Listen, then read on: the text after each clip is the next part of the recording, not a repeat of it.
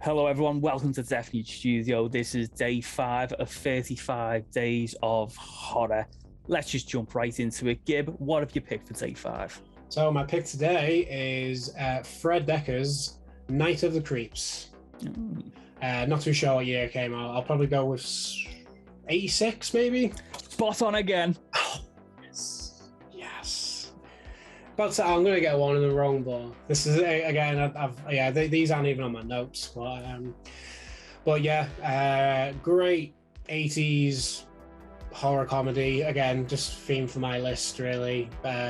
B movie, creature feature, bit of a zombie twist to it.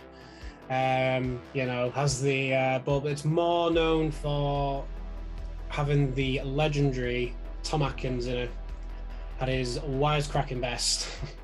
Tom Atkins. Yeah, no, Tom Atkins. I know Tom Atkins. Mustache. That's all. That's one word I'll say. Grey and a mustache. Oh, I know Tom Atkins. Yeah, he was in My Bloody Valentine remake, weren't he? He was, yes. He was in Lethal Weapon. Yeah. Oh God, yeah. Yeah. Escape from New York. He was in Halloween 3 as well. He's he's always the old guy that normally usually shags the younger lady in the film. The Fog, yeah. And the Fog as well, yeah. Again, he shags Jamie Lee Curtis in that. So yeah, Tom Atkins, top shagger. Top shagger indeed. Yeah, and his one of his more well-known roles in this. He's just a fucking wisecracking, old school noir detective. And it's just a really fun creature film. Slugs getting people's ears, turn them into zombies. Takes over like a frat college. It's just really fun, very short, 85-minute, well-paced film. Again, another great film. I think it's a watch over the Halloween season. Oh mate, you've sold me. It's again another fun recommendation from you. Yeah, it's one you will definitely like. Eureka did a really good Blu-ray release of it a couple of years ago. So I highly recommend it. Yeah, I'll be giving that a watch. Yeah.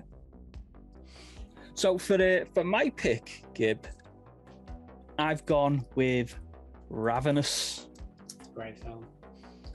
Which was released in 1999. Oh God, I didn't even think it was so old, that film. 1999, directed by Antonia Bird, who sadly passed away. R.I.P. She's done Face with Robert Carlyle. Okay, yeah, I remember that film. Yeah. Two very just under the radar, films that don't really get talked about as much as they should. Yeah, and what I really liked, I remember I watched it for the first time on VHS, probably late 97 or 98, and I didn't know what it was. I didn't have a clue, and I struggled with its tone at first, mainly because of Damon Albarn's score, which is a bit mad. But look, rewatching it lately, I wouldn't want any other score to go with it. Yeah, it's a weird film at times, and at other times it's like a really creepy Western horror about cannibalism. I think just that Western, like that old. It is a good setting for horror, I think, and especially with the subject matter that this film comes into as well. It's a very, very under the radar film and doesn't get talked about as much. Maybe I don't know if people will regard it as full blown horror. I don't know, but I definitely would. It's very, very gory, especially towards the end. It is good, and it's got this very homoerotic villain versus hero with Guy Pearce and Robert Carlyle. Yeah, Guy Pearce is fucking great, and Robert Carlyle kind of steals it, but Guy Pearce, more one of his earlier leading roles. But yeah, no, great film. I mean, it's got a really cool cast as well. Like, I'm not a big fan of his, but David Arquette was good in it. I really enjoy David Arquette in this though. He's so over the top in it, but it's a good balance. Yeah, it's got John Spencer, who's just classic. Neil McDonough, who doesn't do enough. He was Private Reich. Jeffrey Jones, who I do enjoy him as an actor, but he's got a very suspicious things going on in his private life. Yeah, I'm not too aware of that, but I'll look it up. Don't need to do a while, I guess. Yeah, but also it's got one of my favorite actors who's hardly in anything really, or he should be in more, and that's Jeremy Davies, who plays Toffler, the priest. What else has he been in? I'm trying to. Oh, Jeremy Davies, he's been in.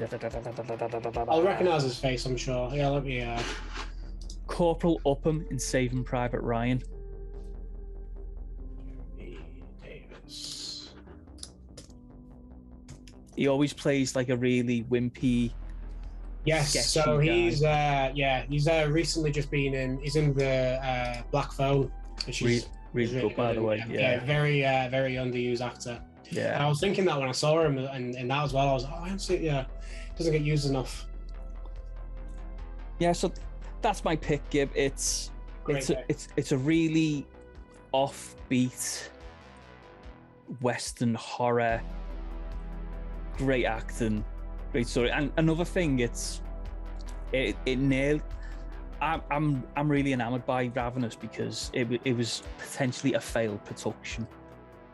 It was originally Antonia Bird wasn't signed on originally. She came on after a lot of creative differences with the original director, and somehow managed to paste this together. Like the end product, I find it staggering that we got an end product so good after so much chaos. It does show a little bit because it is, I say, like tonally is kind of all over the place, but it doesn't really. It doesn't take away from the film though. It's it's really good. It's not a film I watch a lot, but I do. It is somewhere behind me, or maybe behind one of them. But I do own it on VHS, and it's one I watch every now and then.